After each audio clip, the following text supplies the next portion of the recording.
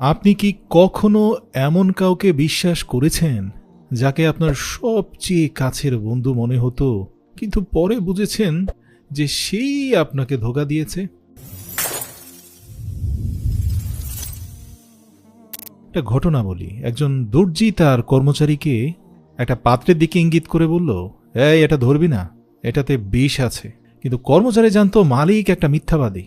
তারপর যা হলো সেটা শুধু হাস্যকরই নয়, বরং আমাদের জীবনের জন্য একটা কঠিন শিক্ষা। প্রিয় ভাই, এই গল্পটা আমাদের শেখায় কেন আমরা কিছু কথা কারো সঙ্গেও শেয়ার করব না। রাসূল সাল্লাল্লাহু আলাইহি সাল্লাম বলেছেন, যে ব্যক্তি নিশ্চুপ থাকে সে নাজাত পায়। এটা তিরমিজির 2501 নম্বর হাদিস। তো আজকের ভিডিওতে আমি আপনাকে এমন 6টি গোপন তথ্য বলবো যা কখনোই আপনার বন্ধুদের সঙ্গেও শেয়ার করা উচিত নয়। কারণ এসব তথ্য যদি একবার ভুল মানুষের হাতে চলে যায়, তাহলে ভাই আপনার জীবনে ভয়াবহ বিপদের মুখে আপনাকে পড়তে হবে। আল্লাহ তাআলা বলেন, তোমরা যেসব গোপন কথা বলো বা প্রকাশ করো আল্লাহ তা জানেন। সূরা বাকারা আয়াত 284। তো সর্বপ্রথম যে বিষয়টা আপনাকে গোপন রাখতে হবে সেটা হচ্ছে আপনার ব্যক্তিগত সম্পর্কের বিষয়। রাসূল সাল্লাল্লাহু আলাইহি সাল্লাম বলেছে, আমার উম্মতের সকল মানুষকে ক্ষমা করা হবে, তবে তাদের নয় যারা তাদের গুনাহগুলো প্রকাশ করে বেড়াতো। বুখারী 6069 নম্বর হাদিস। তাই প্রিয় ভাই, আপনার ব্যক্তিগত সম্পর্ক নিয়ে কারো সঙ্গে আলোচনা করাটা আপনার জন্য ঠিক হবে না। আপনি কাউকে পছন্দ করেছেন গোপনে, তাকে বিয়ে করতে চান, অথবা অন্য কারোর সাথে বিশেষ কোনো লেনদেন বা সম্পর্ক আছে, বা এমন কিছু যা হয়তো একান্তই গোপন কিন্তু আপনি মানুষকে বলে বেরিয়েছেন। ভাই, যাকে বিশ্বাস করে বলেছেন আপনি তো ভুলেই গিয়েছেন যে মানুষ বদলে যায়। আজ যে আপনার বন্ধু, কাল সে আপনার ক্ষতি করতে পারে। ইসলামের শিক্ষা হলো ব্যক্তিগত পাপ এবং দুর্বলতা গোপন রাখা উত্তম। অন্যকে নিজের ব্যক্তিগত বিষয় বলে ফিতনার সুযোগ দেওয়া ঠিক নয়। তাহলে করণীয় কি? করণীয় হচ্ছে, যদি সত্যি কাউকে কিছু বলতে চান তবে এমন কাউকে বলুন যে আল্লাহ ভীরু ও সৎ পরামর্শ দেবে। দ্বিতীয় যে বিষয়, আপনার নিজের ভুল ও গোপন দুর্বলতা প্রকাশ করবেন না। যে ব্যক্তি কোনো মানুষের দোষ ত্রুটি গোপন রাখবে, আল্লাহ কিয়ামতের দিন তার দোষ ত্রুটি গোপন রাখবেন। মুসলিম শরীফের 2590 নম্বর হাদিস। অনেকেই মনে করে যে বন্ধুর কাছে সবকিছু বলা যায়, কিন্তু আপনি যদি আপনার অতীতের কোনো ভুল বা গোপন দোষ বন্ধুদের বলেন, তাহলে সেটা ভবিষ্যতে আপনার বিরুদ্ধে অস্ত্র হিসাবে ব্যবহার হতে পারে। ভাই, কোরআনের শিক্ষা হচ্ছে তোমরা গোপন ও প্রকাশ্য সব ধরনের গুনাহ ত্যাগ করো। এটা সূরা আনামের 120 নম্বর আয়াতে রয়েছে। তাহলে মনে রাখবেন, 1 নম্বর, নিজের ভুল শুধরানোর চেষ্টা করুন, কিন্তু সেটা সবাইকে বলে বেড়াবেন না।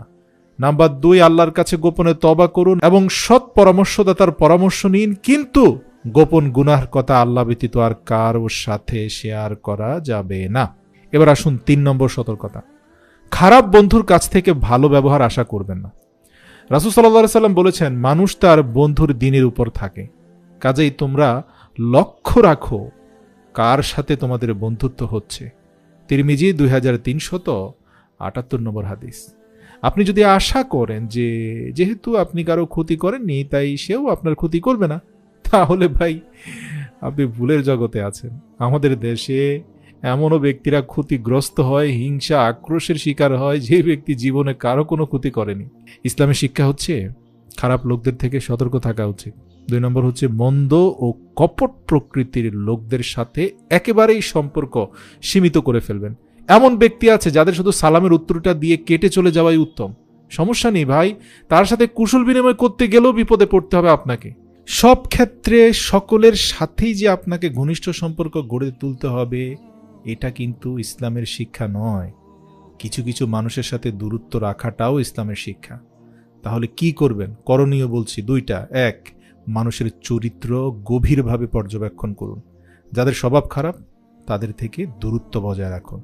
4 নম্বর বিষয়টা বলছি, চাটুকার বা তোষামতকারী বন্ধুর কাছ থেকে দূরে থাকুন।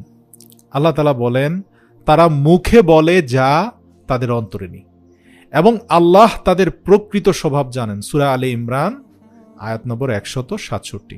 আপনার চারপাশে কি এমন কেউ আছে যে সব সময় আপনার প্রশংসা করে কিন্তু বাস্তবে কোনো সাহায্য করে না? এই ধরনের মানুষরা আপনাকে খুশি করার জন্য মিথ্যা বলে। বিপদে একবার যান না তার কাছে, দেখবেন আসল চেহারা পেয়ে যাবেন। অথবা টাকা ধার দেন, সে ভুলেও আপনার টাকা পরিশোধ করবে না। তো যখন দরকার হয় দেখবেন যে এই ব্যক্তিরা আপনাকে সবার আগে ফেলে চলে যাবে, কিন্তু তোষামোদের ক্ষেত্রে তারা ত্রুটি করবে না। তো এ থেকে বাঁচতে করণীয় কি? আবারও দুটি উপদেশ বলছি। এমন বন্ধুদের চিহ্নিত করুন যারা শুধু স্বার্থের কারণে আপনার পাশে থাকে এবং তাদেরকে ব্ল্যাক লিস্টে ফেলে দিন, দূরত্ব তৈরি করুন। নাম্বার 2, যারা সৎ পরামর্শ দেয় তাদেরকে মূল্য দিন। 5 নম্বর, কারোর সঙ্গে শত্রুতা নিয়ে আলোচনা করবেন না। আল্লাহ রাসূল বলেছেন একজন মুসলমান ভাই তার ভাইয়ের প্রতি 3 দিনের বেশি রাগ রাখতে পারবে না। বুখারী 6076। অনেক সময় আপনি যার সঙ্গে শেয়ার করছেন আপনার ব্যক্তিগত গোপন তথ্য, সেই আপনার শত্রুর সঙ্গে যোগাযোগ করে তাকে জানিয়ে দিতে পারে। তাই ইসলামের শিক্ষা হচ্ছে অহেতুক শত্রুতা পোষণ করা ঠিক নয়। প্রতিশোধ নেওয়ার চেয়ে ক্ষমা করা উত্তম। তাহলে করণীয় কি? কাউকে নিজের শত্রু বা সমস্যা সম্পর্কে জানানোর আগে দুবার ভাবুন, সতর্ক থাকুন এবং আবেগ নিয়ন্ত্রণ করুন। 6ষ্ঠ বিষয়, নিজের ভবিষ্যৎ পরিকল্পনা ভুল মানুষের কাছে শেয়ার করবেন না। আল্লাহর রাসূল বলেছেন নিজের পরিকল্পনা গোপন রাখো, কারণ প্রতিটি নিয়ামতের হিংসুক থাকে। তাবারানী 782 নম্বর হাদিস। আপনার যদি বড় কোনো পরিকল্পনা থাকে, ব্যবসা, ক্যারিয়ার বা ব্যক্তিগত উন্নতির, তাহলে ভাই সেটা লোকজনের মাঝে ঢোল পিটিয়ে বলার কিছু নেই। সবাইকে এসব বলে বেড়ানো থেকে দূরে রাখুন, ভেতরে রাখুন। সেই স্বপ্নের যত্ন নিন, মানুষকে বললে হালকা হয়ে যাবে। কিছু মানুষ ঈর্ষা করে আপনার ব্যর্থতা চায়, এটা সত্য, এ সবার ক্ষেত্রে প্রযোজ্য।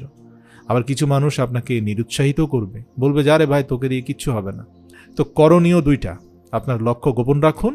2 নম্বর হচ্ছে পরিকল্পনা বাস্তবায়নের পর সাফল্য শেয়ার করতে পারেন, দোয়া চাইতে পারেন। শেষ কথা, প্রিয় ভাই ও বোনেরা, এই 6টি গোপন বিষয় কখনোই মানুষের সঙ্গে শেয়ার করবে না। আর ভিডিও শুরুতে আমি আপনাদের বলেছিলাম যে এক দর্জি মধুর পাত্র রেখে তার কর্মচারীকে বলেছিল যে এটাতে তোমরা হাত দিও না, কিন্তু কর্মচারী জানতো মালিক তাকে মিথ্যা বলছে। তো দর্জি চলে যাওয়ার পর সে দোকান থেকে এক সেট সুন্দর নতুন পোশাক নিয়ে বাইরে গেল এবং সেটা বিক্রি করে রুটি কিনল, এবং রুটি নিয়ে এসে মধুর পাত্রটা খুলে সবগুলো মধু রুটি দিয়ে খেয়ে পেট পুরে স্বস্তির ঢেকুর তুলল এবং দোকানের মধ্যখানেই ঘুমিয়ে পড়ল। এরই মধ্যে দর্জি ফিরে এলেন। তিনি অবাক হয়ে জিজ্ঞাসা করলেন, অসময়ে শুয়ে আছো কেন? তখন কর্মচারী বলল, আপনি যাওয়ার পর আমি মন দিয়ে কাজ করছিলাম, এদিকে এক লোক একটা কোট প্যান্ট চুরি করে নিয়ে গেল। আমি যখন টের পেয়েছি তখন দেখি যে চোর আমার সীমানার বাইরে চলে গিয়েছে, আমি তাকে ধরতে পারছি না। তখন আমি আপনার ভয়ে ওই পাত্রের সবটুকু বিষ খেয়ে শুয়ে পড়েছি যাতে আমি মরে যাই, কিন্তু কেন যে এখন আবার বেঁচে উঠলাম তাই বুঝতে পারছি না। প্রিয় দর্শক, আমাদের এই গল্পের দর্জির মতো অনেক মানুষ নিজেদেরকে সেরা বুদ্ধিমান মনে করেন। তারা ভাবেন প্রতিপক্ষকে মিথ্যা বলে বা ভুল বুঝিয়ে নিজের কার্যসিদ্ধি করতে পারবেন, কিন্তু বাস্তবতা হচ্ছে এ ধরনের পরিস্থিতিতে চুপ থাকা কোনো মিথ্যা বলে ভুল বোঝানোর চেয়ে উত্তম। দর্জি যদি মধু সম্পর্কে মিথ্যা কথাটা না বলতেন তাহলে তার কর্মচারী এমন কাজ করত না। ইসলামের শিক্ষা হচ্ছে যদি দেখো যে নীরবতার চেয়ে তুমি যা বলতে চাও তা উত্তম নয়, তাহলে চুপ থাকো। ইমাম গাজ্জালি বলেন, চুপ থাকার চেয়ে শ্রেষ্ঠ প্রতিবাদ এই পৃথিবীতে আমি আর দেখিনি।